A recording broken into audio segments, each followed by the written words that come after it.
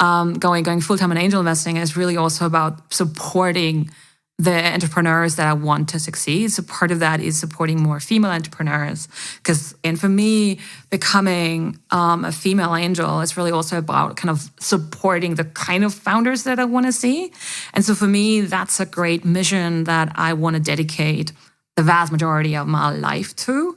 And for me, it's just as well worth pursuing versus starting a digital health company or starting a B2B software company in the climate space, etc.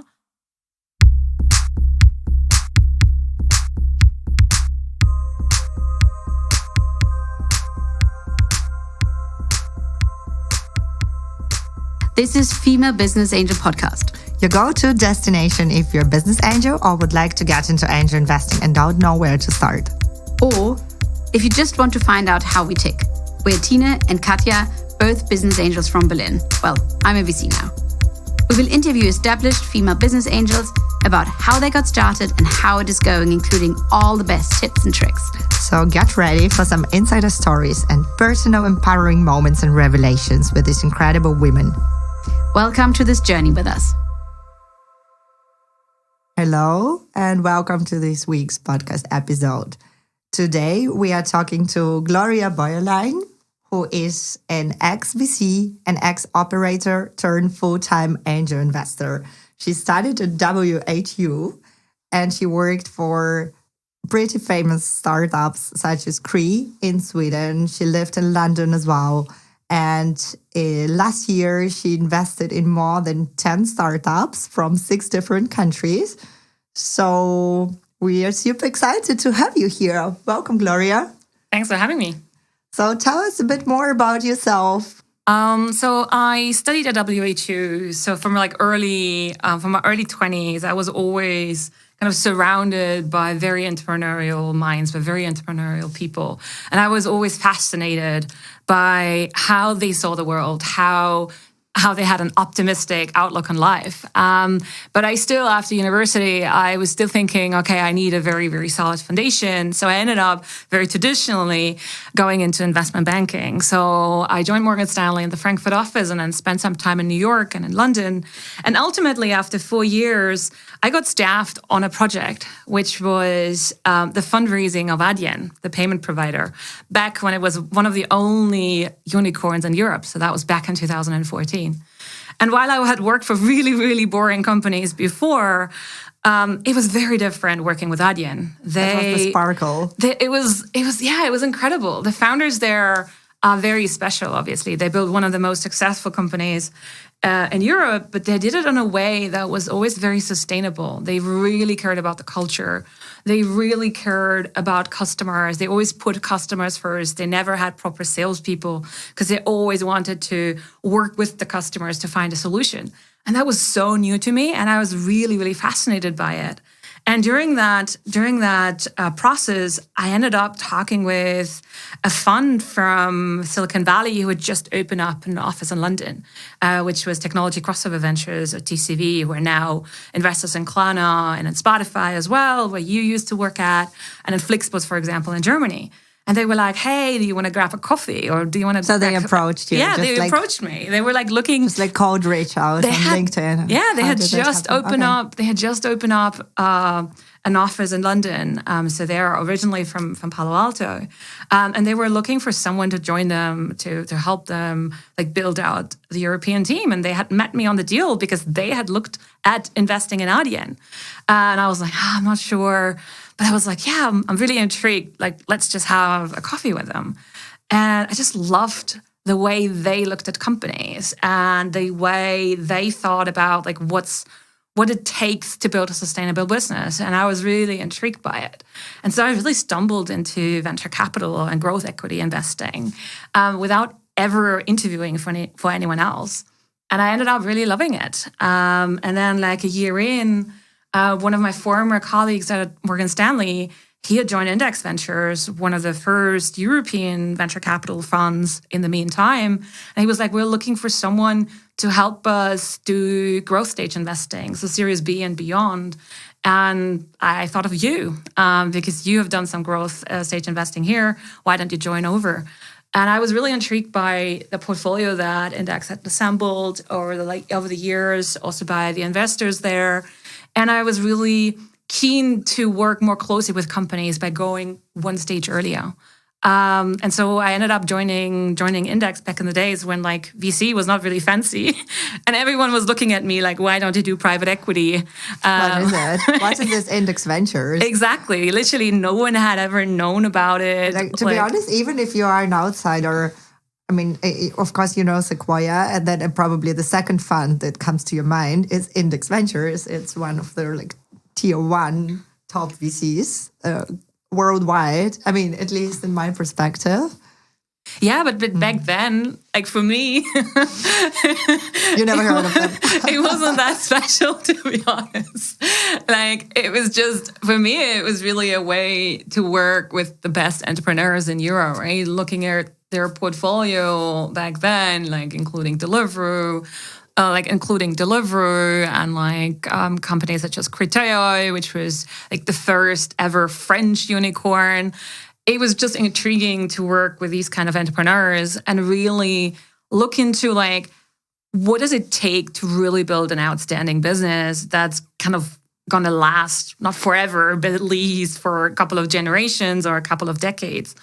And that was really like why I joined. Like back then, I think VC wasn't really that big. Like I remember, like I was the only woman in the team. We were like a team of like 10 maybe in Europe. 2012? 15.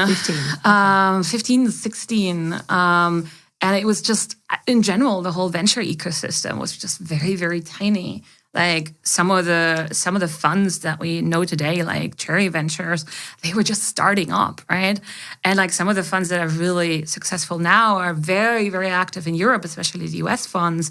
They were nowhere to be seen. It was very uncommon for the US funds to ever look into Europe. So it was a very different industry back then. And it wasn't as like cool as it probably is today. But it still had that really interesting ability, or it really offered me that interesting ability to, at a very young age, spend time with incredible founders and really learn from them, right? And really see the differences. I mean, there was not one recipe which makes you successful as a founder. But that was really something that inspired me. Like I always say, like, I probably was more of a pessimist back in the days. And I always looked into like, what could go wrong? But it helped me to become an optimist, because when you are talking to these incredible entrepreneurs, they are imagining the world, how it could be, and like how you can improve it, be it in climate tech or be it in healthcare or whatever. And you kind of, whenever I meet them, I kind of start laughing or I kind of start smiling because they're like optimists by nature. Yeah. And it just makes you so pragmatic positive. Person. Just, I mean, having in mind that your background is more like finance and operations. So that's just, you're a pragmatic brain. And then you meet these people and... Yeah, it really helped me, right? And for me, investing was this combination of like spending a lot of time with these people, but at the same time also being very analytical, especially when you do growth stage investing. You still need to look at the KPIs. You still need to understand, like, whatever the entrepreneur is telling me, is that really what I see in the numbers, right? It's a different setup when you do angel investing, but when you do growth stage investing, you still need to be very analytical. So for me, that was really interesting because I could stay analytical and bring that capability that I have to the table, but at the same time work with really inspiring people. Work with dreamers. Exactly. And that was really a good combination for me. And have you seen any common patterns in all these companies and the founders that made them succeed and that made them stand out and become unicorns? Yeah, I would say it's very difficult to find completely common patterns, but something that's very that like occurs very frequently, I think, is really this idea of thinking big, of having a great vision.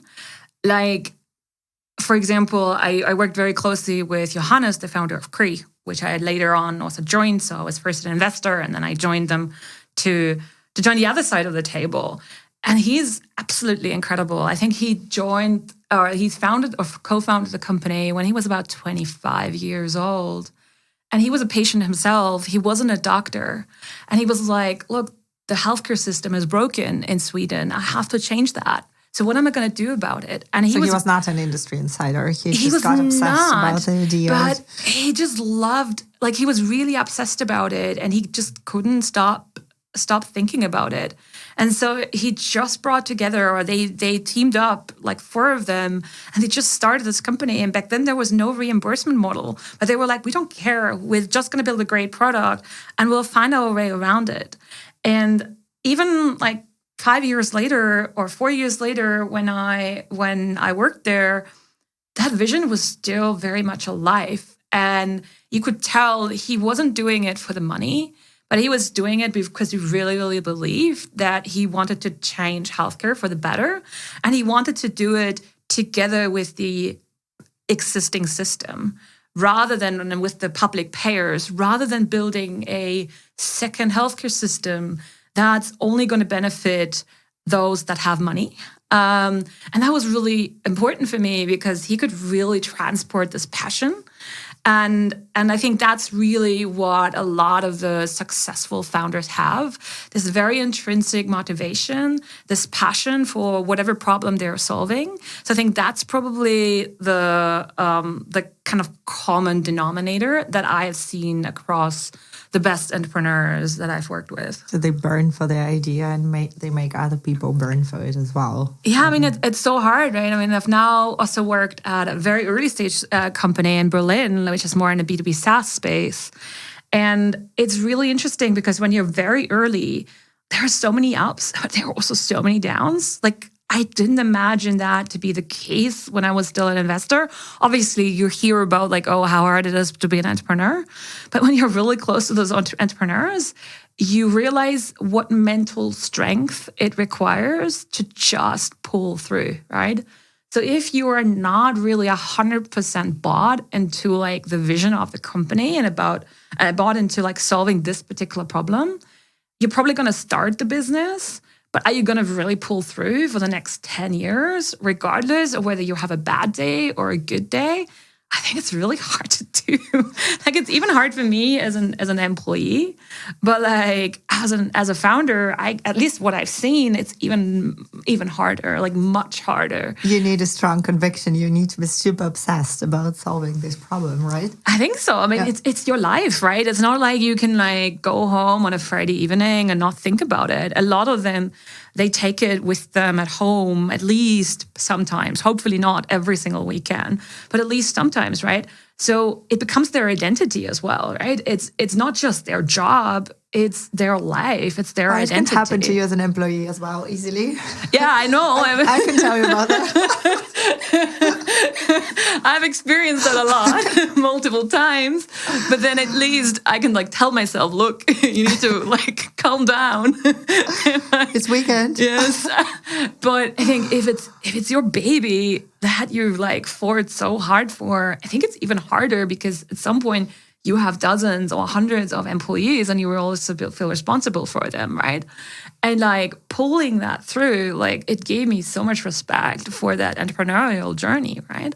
But it's incredible to see in the most successful founders, like how they're able to pull it through and how they're able to stay very positive.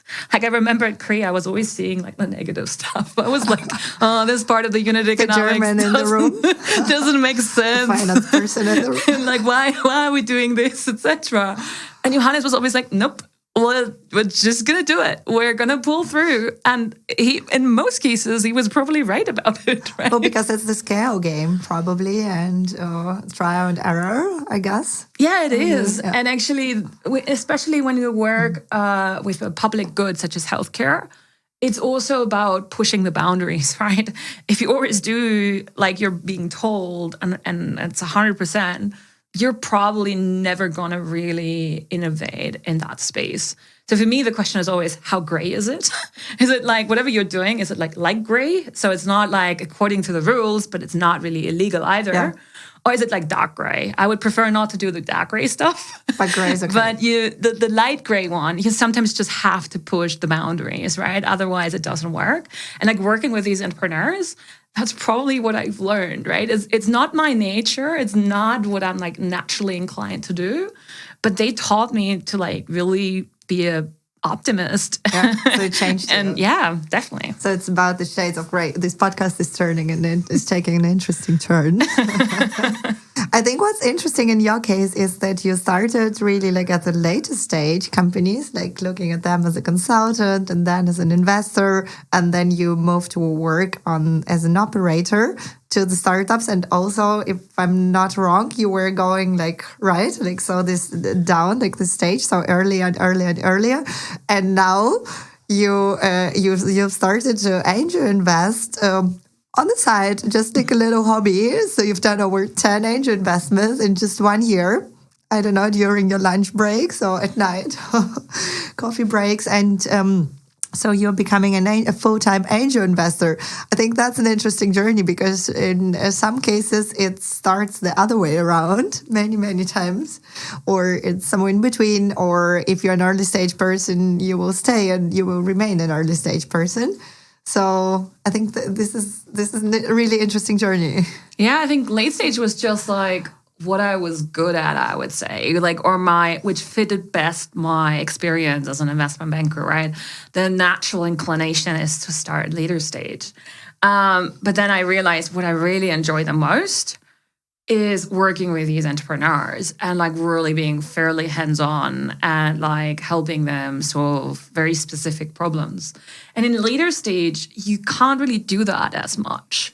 And so while I was like, okay, I'm probably good at this very late stage stuff, what I really enjoy doing and what I can imagine doing long term is really working very, very closely with entrepreneurs. And that's why when I left VC, I was initially starting to angel invest in my friends' companies. So a couple of friends like were asking me for advice because I either knew the space they were starting up in, or I could help them with like negotiating term sheets and tell them, okay, this is very common and this is not, right? So, and I was like, why don't I just invest very small tickets? I initially started with 5K tickets, like very, very, very tiny, because I wasn't really sure. And obviously, angel investing is pretty risky. I mean, what are the chances that that company is going to become successful, right? So I really did it on the side. I think I did 2 investments in 2018 and like 1 in 2019 because I was really like just like supporting friends of mine. And then in 2020, when I also moved to Berlin, I started kind of connecting with some of the angels over here. And then like one of them literally called me up over Christmas and he was like, oh yeah, I have a new angel deal for you, but it's not like you think. I'm leaving my job and I'm starting a company. Would you be interested in investing? So that was the first time where I didn't invest in like a close friend of mine, but I just randomly like invested in it or blindly invested in it, and it turned out to be planetly. But you've already built a bit of a reputation. Yeah, I did, because obviously it's fairly unique to have both the operator experience as well as the investing experience. And then there are also not a lot of female angels in general in the ecosystem. That's why we are doing this podcast. Exactly. We want to give female business angels like a stage and a voice and start the movement. And I got kind of upset that there just weren't a lot of female angels. And I was like, okay, I have some money, not a lot, but I have some money that I can put aside, that I can risk. And I have these opportunities that come to me. Literally, initially, it was like they were coming to me. And then that kind of evolved. Like the next time, like a friend of mine was, a VC friend of mine was looking in a particular space. And I was like, oh, I remember there's a guy that used to work for a company that I was on the board of as a VC, and he's starting something in this space. And why don't I just connect you? And that fund was 0.9 capital, and they ended up investing in that company, which is Soda Data, which is like in a data monitoring space. And so that's kind of how it evolved. And initially it was kind of really serendipity, like just connecting people and then like investing a little bit as well. But then I realized like the more I built up a network of angels and of other VCs, the more really good deal flow I got. And to be honest, like I got really lucky because a lot of the deal flow was kind of pre-qualified. So it's not like I'm investing in 1% of the stuff that I'm looking at, but it's more like I'm investing in a relatively large number of companies that I look at because they already come pre-qualified, either because a VC is investing and that I trust, or another angel like you guys are investing and I trust them as well. So that helped me a lot to build up angel investing parallel to my full-time job at Back. It's pretty challenging to juggle both, isn't it? It is, but I think I got lucky. How did you prioritize? I got lucky in the sense of like, so I would say if you're thinking about angel investing, there are basically 4 phases, right? One is finding that investment. One is due diligence. The third one is to win the deal. And the fourth one is to help the companies. And I got lucky because the first 2, I probably had an unfair advantage in the sense of like through my VC contacts and through also my network, which I accumulated as a VC, I saw quite a few deals that were already pre-qualified, as I said. So that was good. Due diligence is also a little bit quicker for me because I've looked at hundreds and thousands of companies as a professional VC. So I think I can be a little bit faster in like doing the due diligence. And what I do a lot is also sharing it with other angels and sharing it with other VCs and get their input on it. So that I think I have kind of an unfair competitive advantage. So most of the time I can then spend on winning the deals and really helping the portfolio companies. So winning the deals has luckily been fairly easy for me. Combination of like me knowing the lead investor, but also me not understanding the space in the case of like digital health, or me being German and they are looking to move into Germany soon, etc. So there's like different so you reasons for it. Had a competitive advantage. Yeah, but I mean, given your background, you don't really have to sell yourself. Yeah, or maybe even sometimes it's really cool to see that entrepreneurs are really looking to add a female angel on the cap table. And to be honest, they're just not a lot, especially when you invest in B2B SaaS versus consumer. And so that also got me onto the cap table sometimes. So those 3 parts were fairly time insensitive, I would say, or not very intense. The ones that's now taking more and more time is really working with the portfolio companies and helping them. And that has been good until I think probably 6 months ago, because I didn't have a lot of companies historically, and some of them have already raised Series A or Series B. So they're like, they already have other investors around the table that can also help them. But now that I've invested into 10 companies over the last like 11 months, it's very ambitious. That's a little bit different, right? So I can definitely see that, I had to make a decision. Do I want to continue doing it on the side, kind of just as a hobby, or do I want to do it full time? Because I can't continue at this pace as a hobby. And so that's why I made the decision to go full time ultimately. Because so what would you agree that as an angel, you should support your startups until they have raised the Series A, more or less? Or is there like a general rule? There's no general rule, I would say. It really depends on what they need help on. But it's definitely the case that, especially at pre-seed, they need a lot more help hand-holding, especially when you are investing in entrepreneurs that are doing it for the first time and that are fairly young. There's definitely a lot more hand-holding required, which is also why I haven't invested a lot at the pre-seed stage. I typically invest at like seed stage, where they already have a product. Most of the time, they do not have revenue, or I think usually they don't have revenue, but they have a product, so they don't require as much handholding anymore. Or they're serial entrepreneurs who've done it before, so they also don't need as much handholding. After that, for me, I always tell the companies that I invest in, I always tell them, like, I'm a pull angel. Like, pull me in whenever you think I'm needed. It could be like intros to a VC, could be interest to a customer, to a partner. Maybe you want to have like a strategic discussion with me, etc. Pull me in. I'm not going to be a push angel. Like I'm not going to be the one who's like, please send me an update every month, or I want to look into the numbers in detail, etc. For me, whenever I invest, I trust you. And I trust that when things are going downhill, you will let me know, or I will find out soon enough. Let's put it like that. But that's also it's part of it's normal. Like when you're an angel investor, you have to understand not everything is always going super, super well, right? So you need to be super supportive, but like being the one who gets very nervous and like ask a lot of questions all the time, that's not very supportive, because that's not what they need. They need a lot of support then, and not like someone who like nags them every month with like numbers and stuff. So I want to be more the pull angel rather than the push angel, and then see like, okay, how can I help? Like, what are the introductions that could be really meaningful for you?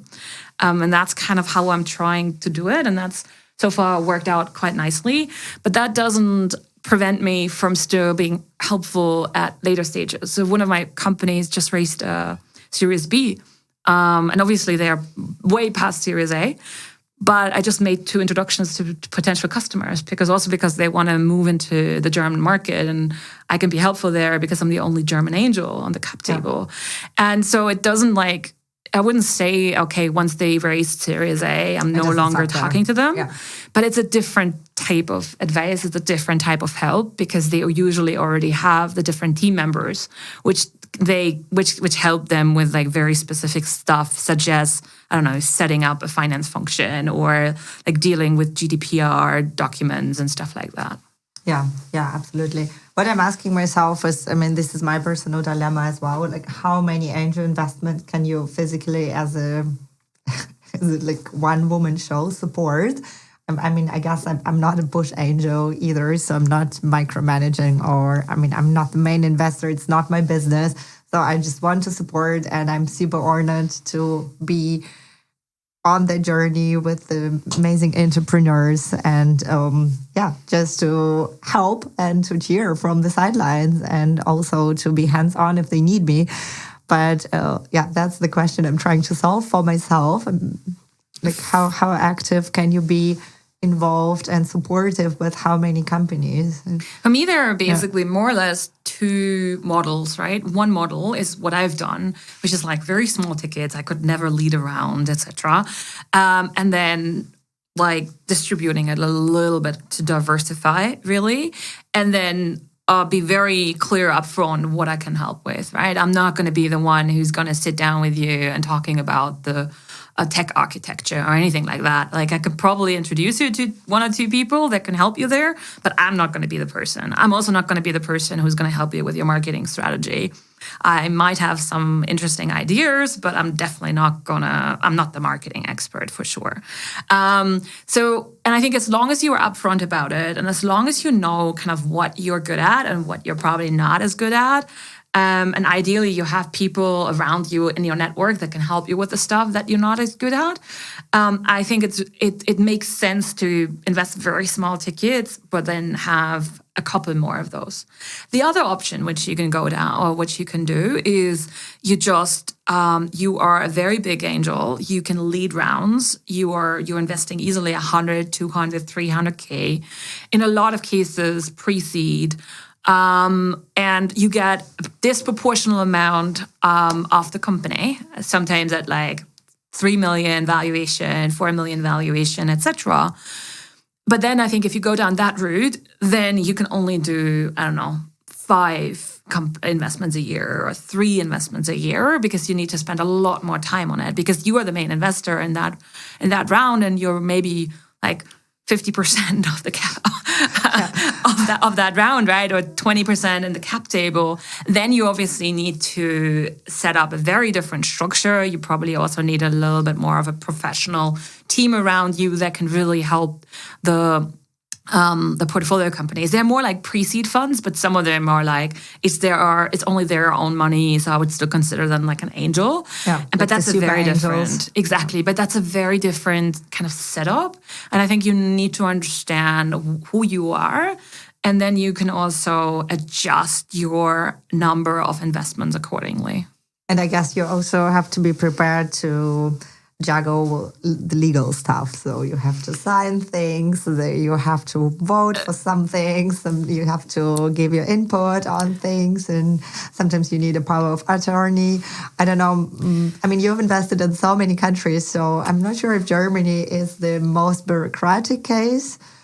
Germany is by far the most bureaucratic case. Not just wiring money and making a couple of intros. It's pretty crazy. Like going to the notary every time you make an equity investment is something it is unheard of in any other countries.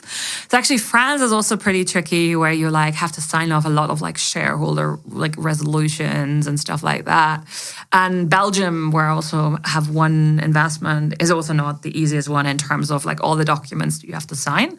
But Germany is by Life far made easy in the Europe. worst. Yeah. By far the worst. And like luckily enough, I've got some investments also in the US where like it's basically nothing. Sometimes I don't even know like what the share price of the new round is, because I don't really get the docs of the new round, like unless I obviously ask from the founders. But it's not very common. Digital on Angel List. It's all digital, actually on Carta. Yeah. Most of it is on Carta. So like it's very digital. Like I maybe send one piece of paper every year and that's about it. So I think if I had just done German angel investments, I don't think I could have handled it. It would have been way too much. But I've only got, I think, 4 German angel investments. So that's fairly good and fairly good to handle. But yeah, Germany is by far the worst when it comes to administrative hassles. Yeah, I'm with you. I think I'm reaching my bureaucratic, endpoint. But yeah, I mean, it's still very rewarding. So what would you say, what is the best thing for you about angel investing? Getting to work with incredible founders and getting to dream about the future that they can build, or we can all build together.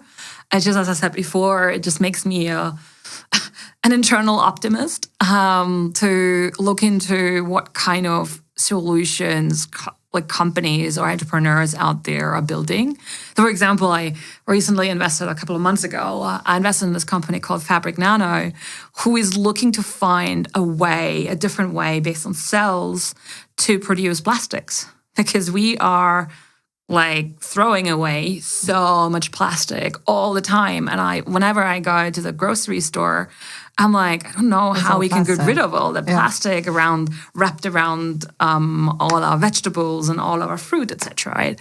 And it's a big mission. They found a way to do it, but the question is, can you make it commercially viable so that it makes sense for FMCG companies to really wrap their fruit or the packet their vegetables, etc. differently, right? And when you talk to these kind of founders, you're like, this is really cool. Like you are making sure that the world will still be around in a couple of years, right? And for me, like working with these kind of entrepreneurs and really getting inspired by them on a daily basis in very different ways, right? Sometimes it's just because they're really kind. Sometimes it's because they are the big visionaries, etc. That's probably been the best for me for angel investing. And if you were not an angel investor, what would you be? That is a really, really hard part. I would probably start my own company. So that's what I've been, like why I went into an operator role initially. And what I've been like toying with for quite a long time. But what I realized was really that there is nothing I'm as passionate about as actually angel investing. So for me, going full-time on angel investing is kind of being an entrepreneur in my own right, but as an angel, right? But otherwise, I would probably have looked for another big problem to solve and basically gone into angel investing. For me here, it's really about going full-time on angel investing is really also about supporting the entrepreneurs that I want to succeed. So part of that is supporting more female entrepreneurs, because I think definitely as a female angel, I'm more gravitating towards female entrepreneurs than a male angel would. And I think you also had a stat.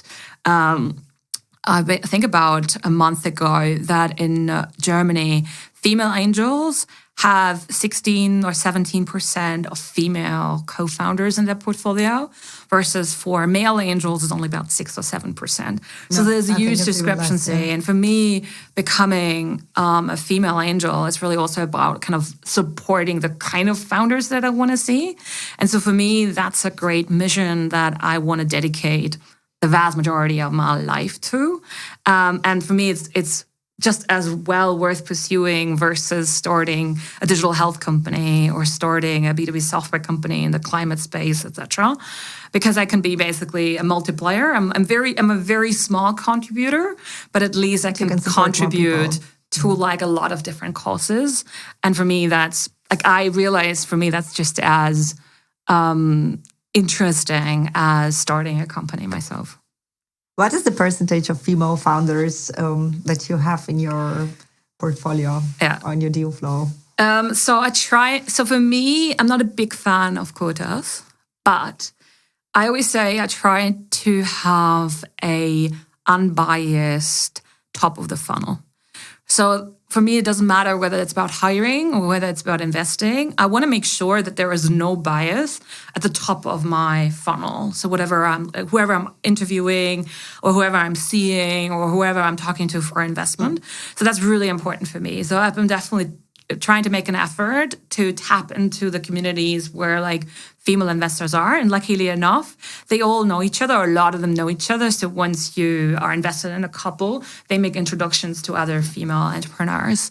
So I've always made an effort to basically have a balanced top of the funnel. And I'm almost there. I'm like, I think I'm at 45% or so of the teams that I look at have at least one female co-founder. When it comes to actually investing, for me, it's really about like investing in the best teams, right? Obviously, there's still a small bias towards female entrepreneurs, but I'm not a charity. I want to invest in the best companies, because I think if you invest in the best companies, that then allows you to put more money also into the future entrepreneurs, right?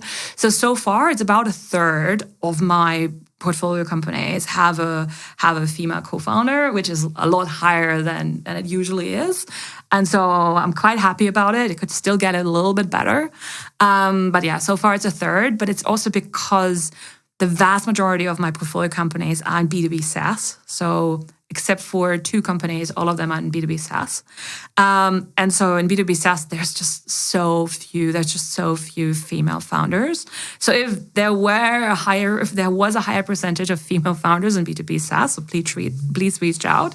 That number might have been slightly higher, but because I don't do consumer or don't do a lot of consumer, I think that's why it's still only a third. Yeah. What would you say, are some countries doing better in regards to female founders and female executives compared to the others? I mean, the Nordics for sure. At Kry, we were 53% female employees, and we were about a third to 40% female executives or female team leaders, VP level, etc. So we were doing exceptionally well, which is also because it's so normal for women in the Nordics to just work. I mean, you've probably seen it at Spotify as well. Agree. It's very easy to manage child support. It's very also common for you to go home at 4:30 or 5, pick up your child, cook dinner, bring them to bed, and then afterwards work for another 2 or 3 or 4 hours, which I think is just not as common in Germany yet. I think it starts change with COVID as well, and with like more flexibility. But in Sweden, that was just very common to have women that are part of the workforce and are now really leaders in a company. When I moved back to Germany, I was like, oh God, what is happening here? I'm the only woman in the room again. Yeah, Hello. I mean, back we were actually doing a fairly good job. We really made sure, I think our fourth employee or so was a woman. Then there was another one that joined with me, and then I joined. So out of the first 10 employees, we were like 3 women, I would say. So it wasn't too bad. We really made a conscious effort to change that. But like the whole ecosystem in Germany is very male, right? There's hardly any female like VC on a partner level or check writing level. There is no female founder who has started a unicorn in Germany, which is also crazy because I think we have over 20 unicorns. I think there's actually no company founded by a woman that's probably worth, no tech company that's probably worth more than 500 million. I can really only think of one maybe, which is like RatePay, founded by Miriam Wohlfahrt, which is now PE owned. So depending on how you count, that might be one. But there's just not a lot of women in the ecosystem.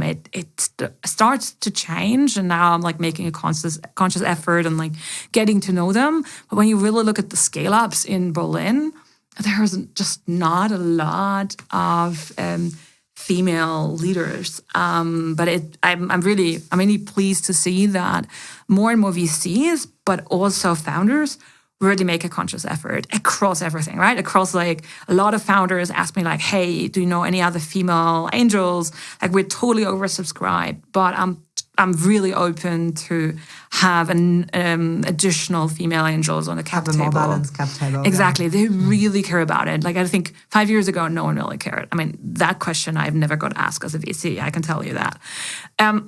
It's definitely something that founders are asking me about, like how can we get the first female employees if they don't have anyone in the founding team.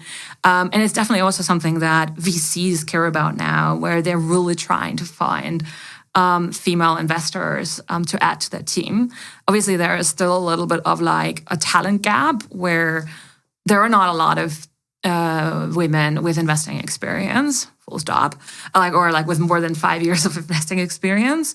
And then a lot of the women that are out there, like me, they're like, hey, I'm already doing angel investing. I'm already doing that full time. Why would I go and join a fund where I have certain limitations as to what I can invest in, how I can invest, etc. So when I'm talking to like headhunters or like people I know that like in those funds, they're like, look, we're really trying hard to find people, but we just can't. But at least they're trying. I think 5 years ago, no one really cared as much. And so I think that's changed dramatically. Yeah, I also can see the change. I mean, all these WhatsApp groups we have here, VC ladies, and I don't know how many are on the partner level, but there are certainly quite a few on the associate and principal level. So the junior talent is there, and all the CVs that are being sent around.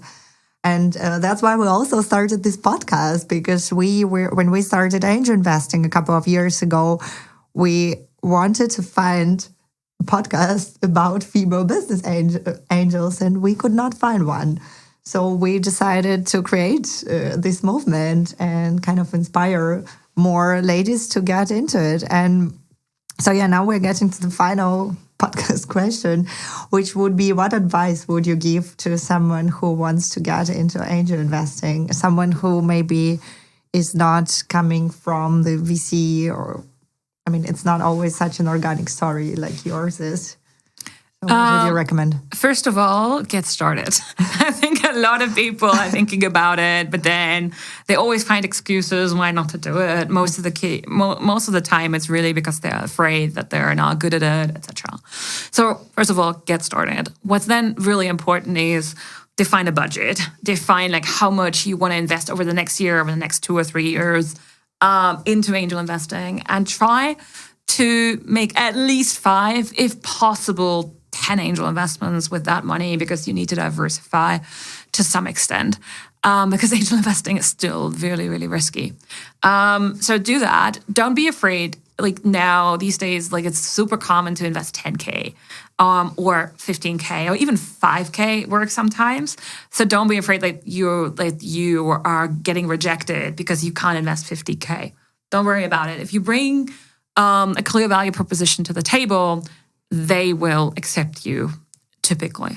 Then the third part is think about your value proposition. What can you bring to the table? What's unique about you? Like, what is your skill set? Maybe where do you have a really strong network? Like, where can you really help support? And try to make that clear to everyone. And also try to pick sectors that you invest in where this value proposition is going to be unique or a clear value add. So that's what I would say. And then lastly, I would say invest with others. So initially team up with other people that are angel investors, that have done it multiple times before. Talk to them a lot. Talk to them about why they decided to either invest or not invest. Maybe even join calls with them to really get an understanding, like, how does due diligence work? Like, what are the types of questions? What are the hot spaces as well? And then just talk to a lot of people. I think it's the same for VCs, to be honest, right? It's not about, like, you don't get perfect deal flow initially. It's really about seeing a lot of entrepreneurs. So at some point, it becomes a relative decision, right? It's very hard to make absolute decisions and be like, this is the only entrepreneur I've ever met in my whole life, or in that space at least. So now, should I invest or not? Very, very hard to do. Some people are probably good at this. I'm not.